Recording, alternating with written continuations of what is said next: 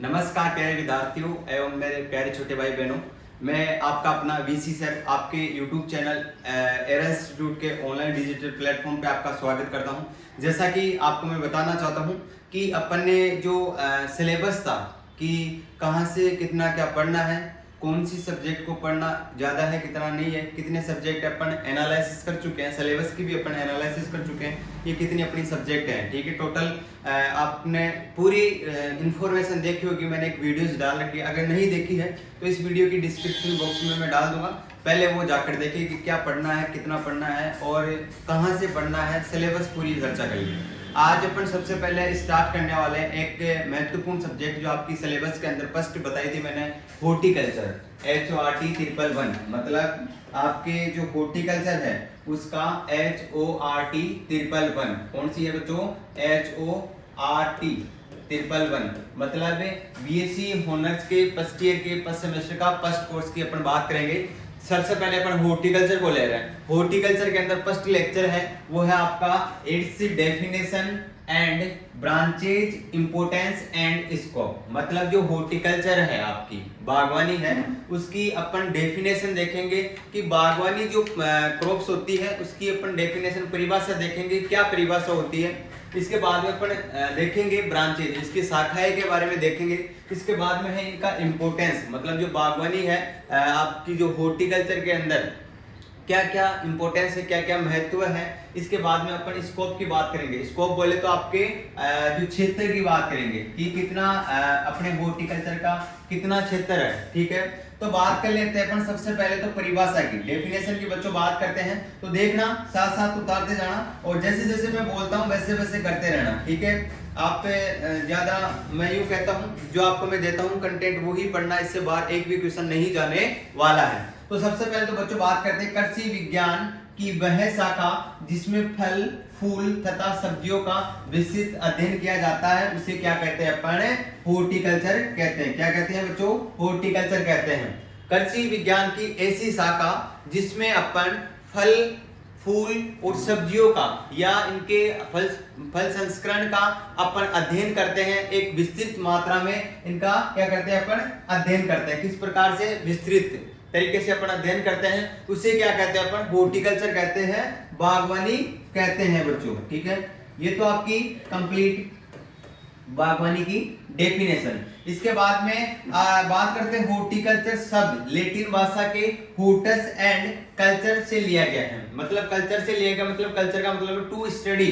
ठीक है, आपके जैसे कि बात करें हॉर्टिकल्चर, सबसे पहले आपको अगर ऑब्जेक्टिव में पूछता है तो आपको पूछेगा कि हॉर्टिकल्चर कौन सी भाषा का शब्द है, तो आपको बताना है लैटिन भाषा का शब्द है। किसका बच्चों? लैटिन भाषा का शब्द है। ठीक है, ये दो भागों से, ये दो शब्दों से मिलकर बना है आपके। एक तो HORTUS हॉर्टस हो गया, दूसरा आपका कल्चर हो गया। ठीक है, दो शब्दों से मिलकर बना है। कोई भी पूछे कि आपका हॉर्टिकल्चर कितने शब्दों से मिलकर बना है, तो कितने शब्दों से? दो शब्दों से मिलकर बना है। ठीक है, इसके बाद में अपन इसकी वो कर लेते हैं, शाखाएं के बारे में बात कर लेते हैं अपन। तो चलते हैं नेक्स्ट, शाखाओं के बारे में चर्चा करते हैं। एक बार थोड़ा मैं ऊपर स्क्रॉल कर लेता हूं। ब्रांचेज के बारे में अपन अध्ययन करते हैं। तो ब्रांचेज में सबसे पहले तो अपन देखते हैं ब्रांचेज। ठीक है, क्या देखते हैं अपन बच्चों? ब्रांचेज के बारे में अध्ययन करते हैं। ब्रांचेज क्या होती है? शाखाएं होती हैं कि हॉर्टिकल्चर के अंदर कौन कौन सी शाखाएं पाई जाती है। जैसे आपकी फल विज्ञान होगी, सब्जी विज्ञान होगी, फूल विज्ञान हो गया, आपका फ्लोरिकल्चर बोलते हैं जिसे, आपकी जितनी भी ट्रक गार्डनिंग हो गई, जितनी भी अपन जो शाखाएं है 7-8 शाखाएं हैं, उनके बारे में अपन एक एक के बारे में चर्चा करेंगे। सबसे पहले तो आपकी शाखा जो है आपकी है पोमोलॉजी। पोमोलॉजी बोले तो फल विज्ञान। फल विज्ञान में किसका अध्ययन करते हैं? देखना, ये जो पोमोलॉजी है वो दो भाषाओं से मिलकर बना है। सबसे पहले तो आपको मैं बता देता हूं, कोई भी ऐसा वर्ड नहीं है जो दो भाषाओं से मिलकर बना। एक आपका ये अपवाद है पोमोलॉजी। पोमोलॉजी जो शब्द है वो ग्रीक और लैटिन दोनों से मिलकर बना है। किनसे? ग्रीक और लैटिन। कौन बना है आपका? पोमोलॉजी बच्चों। क्या बना है? पोमोलॉजी। ठीक है, ये दोनों वर्ड से मिलकर बना होता है। क्या बना होता है आपका? पोमोलॉजी। ठीक है, दोनों भाषाओं से मिलकर बना है। जो आपका पोमोलॉजी है वो दोनों भाषाओं से मिलकर बना है, जिसमें पोमस का मतलब होता है फल, जिसमें जो पोमस होता है, ये दो वर्डों से मिलकर बना होता है। कौन सा? एक तो पोमस होता है और एक के लोकस। मतलब पोमस का तो मतलब आपको होता है, पोमस का तो मतलब होता है फल, ठीक है। लोकस का मतलब होता है अध्ययन करना। क्या होता है बच्चों? अध्ययन करना, ठीक है। बोले तो स्टडी भी बोल सकते हैं अपन इसको। इसके बाद में दूसरी शाखा आती है आपकी फ्लोरिकल्चर। फ्लोरिकल्चर के अंदर अपन ये पुष्प विज्ञान का अध्ययन करते हैं। किसका? फूलों के अध्ययन से संबंधित शाखा है। ये फूलों से संबंधित शाखा है। इस शाखा के अंतर्गत अपन फूलों का अध्ययन करते हैं विस्तृत रूप से, ठीक है। अब जो आपकी फ्लोरिकल्चर है वो लैटिन भाषा से लिया गया है। बच्चों आपको एक बात बता देता हूँ, जिनके पीछे कल्चर लगा होता है वो हमेशा लैटिन भाषा का शब्द होता है। किसका बच्चों? लैटिन भाषा का शब्द होता है। नेक्स्ट चलते हैं अपन आगे। किसका होता है बच्चों? लैटिन भाषा का। अब ओलेरिकल्चर एक रह गई। ओलेरिकल्चर के बारे में भी अपन अध्ययन करते हैं। 3 नंबर का आती है ओलेरिकल्चर। ओलेरिकल्चर बोलते हैं सब्जी विज्ञान को। ऐसी शाखा है या ऐसी कृषि विज्ञान जिसके अंतर्गत अपन सब्जियों का अध्ययन करते हैं। अब जैसे कल्चर आ गया ओलेरिकल्चर, क्या आ गया बच्चों? ओलेरिकल्चर। तो किसका शब्द होगा? आपके लैटिन वर्ड से लिया गया। किससे लिया गया है? लैटिन वर्ड से लिया गया। सब्जियों का अध्ययन ही क्या कहलाता है? आपका ओलेरिकल्चर, ठीक है। नेक्स्ट बात करते हैं अपन, आगे चलते हैं। नेक्स्ट बात करते हैं अपन सबसे पहले तो 4 नंबर की जो शाखाएं हैं, 4 नंबर के बारे में अपन चर्चा करते हैं। 4 नंबर की क्या है, ठीक है। 4 नंबर पर आपकी आती है पेस्ट हार्वेस्टिंग। एक बार थोड़ा इधर ले लेता हूं, सही से दिखाई दे रहा है कि नहीं? 4 नंबर की आपकी पेस्ट हार्वेस्टिंग टेक्निक। मैं भी बोला था फल प्रबंधन तकनीकी। मतलब जो फल होते हैं आपके, फ्रूट्स होते हैं, सब्जियां होती है, उनका अपन प्रबंधन किस प्रकार से करते हैं, कैसी टेक्नोलॉजी होती है, इसके बारे में अध्ययन करेंगे। देखो एरो डाल के लिखो पेस्ट हार्वेस्टिंग टेक्निक में। इस शाखा में फलों की तुड़ाई उपरांत इस शाखा में फलों की तुड़ाई उपरांत होने वाली विभिन्न क्रियाओं को क्या कहते हैं अपन? आपके क्या कहते हैं बच्चों? पेस्ट हार्वेस्टिंग तकनीकी। पेस्ट अपन इसको डायरेक्टली हिंदी में लिखते हैं एक शब्द, पेस्ट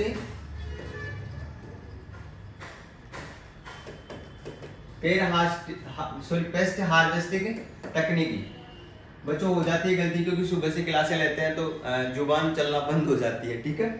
पेस्ट हार्वेस्टिंग तकनीकी, इस शाखा में तुड़ाई के उपरांत होने वाली विभिन्न क्रियाओं को क्या कहते हैं? पेस्ट हार्वेस्टिंग टेक्निक कहते हैं, ठीक है।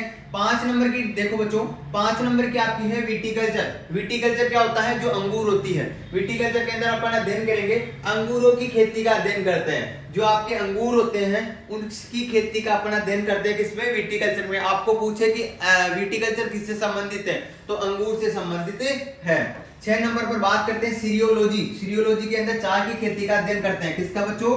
चाय की खेती का अपन अध्ययन करते हैं, ठीक है। इसके बाद में आपके आती है 7 नंबर पर प्लांटेशन क्रॉप, रोपण फसलों की पद्धतियां या रोपण फसलों की खेती। रोपण फसलों की खेती से मतलब समझते हैं, एरो डाल के लिखो।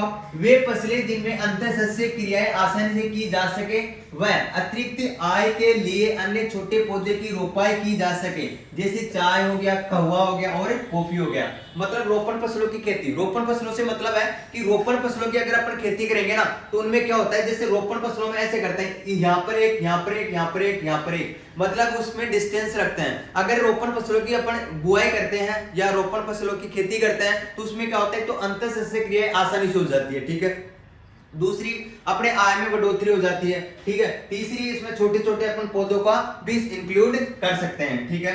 अब 8 नंबर की बात करते हैं अपन बच्चों, तो 8 नंबर अपन आ जाता है ट्रक गार्डनिंग। ट्रक गार्डनिंग किसे कहते हैं देखना, यह सब्जियों को उगाने की एक विशेष पद्धति है। ये सब्जियों को उगाने की एक विशेष पद्धति है। वो कैसे? जिसमें सब्जियों को दूर स्थिर बाजारों में भेजने हेतु गहन कृषि तकनीकी का उपयोग किया जाता है। ट्रक गार्डनिंग का मतलब होता है, क्योंकि अगर जो कोई भी क्रॉप्स करेंगे, कोई भी अपन खेती करेंगे, तो क्या होगा कि बाहरी विदेशों में भेजा जाती है, दूर स्थित बाजारों में भेजने के लिए इसमें क्या की जाती है, एक गहन कृषि तकनीकी का उपयोग करते हैं, ठीक है।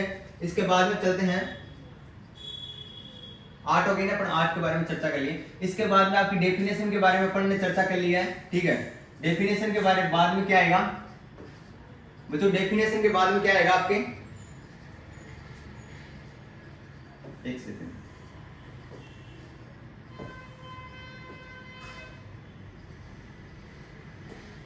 ठीक है, डेफिनेशन के बाद में अपन चर्चा करते हैं। सबसे पहले तो इंपोर्टेंस ऑफ हॉर्टिकल्चर। डेफिनेशन देखिए अपन ने, ब्रांचेस देखिए। अब तीसरा बिंदु आता है, वो आपका आता है इंपोर्टेंस का। किसका? महत्व का। महत्व के बारे में अब क्या क्या महत्व है ये जानेंगे अपन। सबसे पहले तो ये आ जाता है आपकी भोजनात्मक महत्व। अपन फलों को, सब्जियों को, आपके जितने भी फूल है उनको खाने में भी अपन काम में लेते हैं, अपने भोजन के रूप में काम लेते हैं। देखो, मनुष्य केवल अनाज वाली फसलों पर ही निर्भर या आधारित नहीं रह सकता, उसे भोजन के साथ साथ फल तथा सब्जियों की भी आवश्यकता होता है। कोई भी मनुष्य होता है वो एक अनाज पर तो निर्भर नहीं रह सकता। आपको भी पता है, आप सप्ताह के अंदर 1 या 2 बार तो फल सब्जियां खाते ही होंगे। अनाज के अलावा आप फल फ्रूट्स भी खाते हो। 100% मैं कह सकता हूँ। कितने परसेंट? कोई ऐसा बच्चा नहीं है, कोई मनुष्य ऐसा नहीं है जो अनाज के साथ ही अपना गुजारा चला सकता है। ऐसा कभी भी नहीं हो सकता। उनको फल और सब्जियों की भी आवश्यकता होती है, डिमांड होती है। दूसरा आता है आपका मनोरंजनात्मक महत्व। मनोरंजनात्मक महत्व कैसे? अब जैसे दिन भर के कठिन परिश्रम के उपरांत मनुष्य को एक मनोरंजन की आवश्यकता होती है। किसकी आवश्यकता होती है बच्चों? मनोरंजन की आवश्यकता होती है। अब मनोरंजन किस प्रकार से करें कि आपको वो पास में पीछे वाले जो घर के जो पीछे जमीन खाली रहती है उसमें क्या कर दिया जाता है, फल सब्जियों को बो लिया जाता है। एक पार्क के काम भी आ जाता है, ऐसे पार्क टाइप भी हो जाता है उसके लिए। और उनको स्वस्थ एक O2 मिलती है, वायु मिल जाती है, एक अच्छा प्रदूषण बना रहता है और घूमने फिरने की व्यवस्था हो जाती है, एक अच्छा माहौल हो जाता है क्रिएट। ठीक है। 3 नंबर आप में आती है विदेशी धन की प्राप्ति। अब विदेशी धन की प्राप्ति कैसे? अपन फल सब्जियों को बाहर एक्सपोर्ट करेंगे तब क्या हो जाएगा, अपने पास विदेशी इनकम प्राप्त हो जाएगी। बहुत सी सब्जियों को, फलों को देशों में बेचकर या निर्यात कर विदेशी मुद्रा अर्जित की जाती है। 4 नंबर पर आती है अधिक पैदावार। अधिक पैदावार कैसे होगी? देखो बच्चों, अन्य फसलों की बजाय सब्जियां व फलों की उपज तथा लगभग 100 से 150 क्विंटल होती है। मतलब अन्य फसलों की बजाय, अन्य फसलों की तुलना में जो फल और सब्जियां होती हैं वो 100 से 150 क्विंटल क्या होती है? सबसे सर्वाधिक होती है। क्या होती है बच्चों? सर्वाधिक होती है। क्या होती है? सर्वाधिक होती है। ठीक है। इसके बाद में चलते हैं, 4 हो गया ना।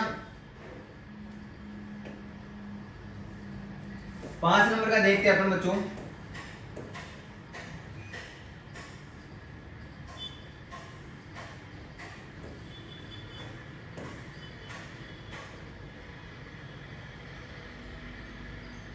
देखो बच्चों, 5 नंबर का ये आपके अधिक कैलोरी। अब अधिक कैलोरी किस प्रकार से प्राप्त होती है देखते हैं।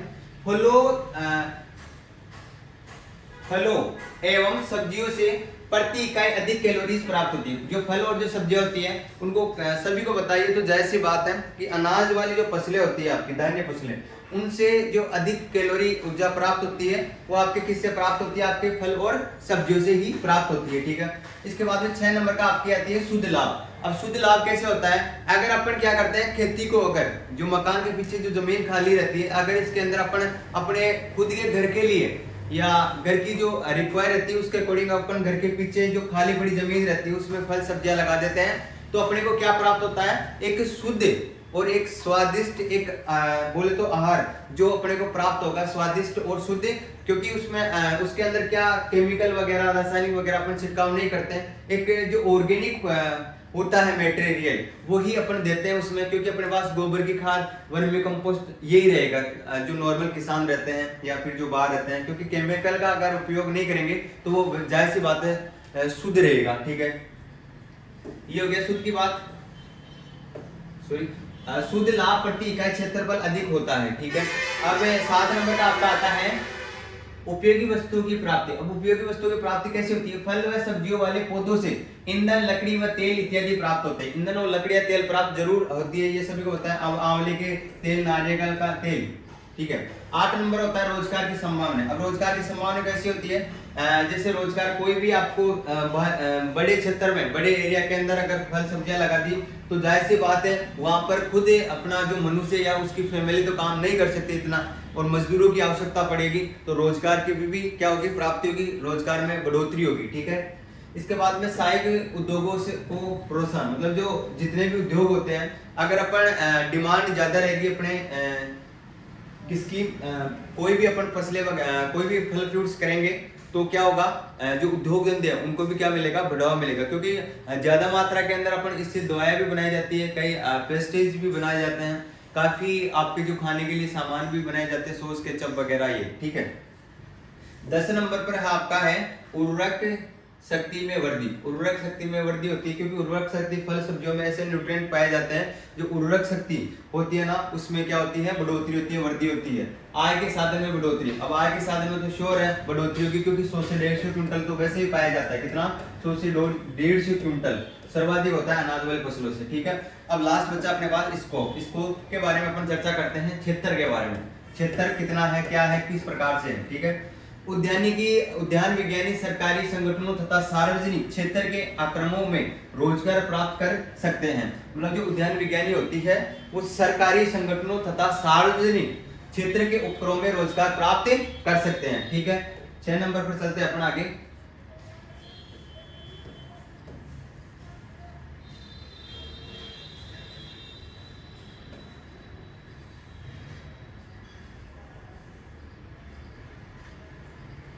देखो आगे एरो डाल के लिखो।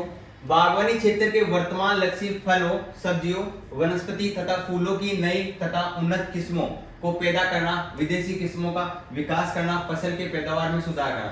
फसल के पैदावार में सुधार करना, विदेशी मुद्राएं प्राप्त करना, नई उन्नत किस्मों का विकास करना, विदेशी किस्मों का विकास करना आदि एक स्कोप व क्षेत्र है। नेक्स्ट है कृषि विज्ञान केंद्र प्रशिक्षण संयोजक आपके कृषिकार तथा सहायक के पदों पर भर्ती करते हैं। सिविल सेवा भी इसी क्षेत्र में कर चुनौतियां पूर्ण होती है, मतलब इसमें गवर्नमेंट सेवाएं भी देते हैं, सिविल सर्विसेज भी आती है, काफी गवर्नमेंट जॉब भी आती है, प्राइवेट सेक्टर भी आते हैं, इसके अंदर बैंकों में भी लगते हैं, ठीक है। आपके WO, AO, आपके FSO, कृषि सुपरवाइजर, ये इसी में तो लगते हैं, एक क्षेत्र है इसका। ये देखो बैंक आ गया। बैंकों में भी ग्रामीण विकास के अधिकारी और कृषि वित्त अधिकारियों जैसे पद धारण कर सकते हैं, ठीक है। क्या कर सकते हैं बच्चों, पद धारण कर सकते हैं। इसके बाद में है आपके, ये हो गया ना। नेक्स्ट आपका निजी क्षेत्र में कई अवसर है। आय निजी बीज वैज्ञानिक के अनुसंधान तथा विकास विभागों में वैज्ञानिक के रूप में कार्य कर सकते हैं, ठीक है। इसके बाद में नेक्स्ट है, यदि आय किसी व्यावसायिक बागवानी के लिए कार्य करते हैं तो खेतों, उद्यानों, बागों और गोल्फ कोर्स के बूस के अंकलन, जुताई, रखरखाव तथा पैदावार आदि जैसे कार्य को आपको करने में मदद मिलती है, ठीक है। इसके बाद में नेक्स्ट आपका फलों, फूलों और सब्जियों के प्रसंस्करण, परीक्षण तथा विपणन के क्षेत्र में भी अवसर विद्यमान होता है, ठीक है। ये आपका लेक्चर हुआ कंप्लीट फर्स्ट लेक्चर हुआ आपका कंप्लीट, ठीक है। ये आपका लेक्चर कंप्लीट हो चुका है। अगर ये लेक्चर आपको समझ में आया है अच्छे से, ठीक है, तो इस सेशन को आप ज्यादा से ज्यादा अपने दोस्तों को शेयर कर देना और वीडियो को लाइक कर देना और चैनल को सब्सक्राइब कर देना, साथ में बेल आइकन को प्रेस कर देना, क्योंकि आने वाली हर क्लासेज आपको सबसे पहले मिल सके, सटीक मिल सके, ठीक है। मिलते हैं अपन नेक्स्ट वीडियो के साथ, एक नई क्लास के साथ। जब तक जय हिंद, जय भारत, थैंक यू।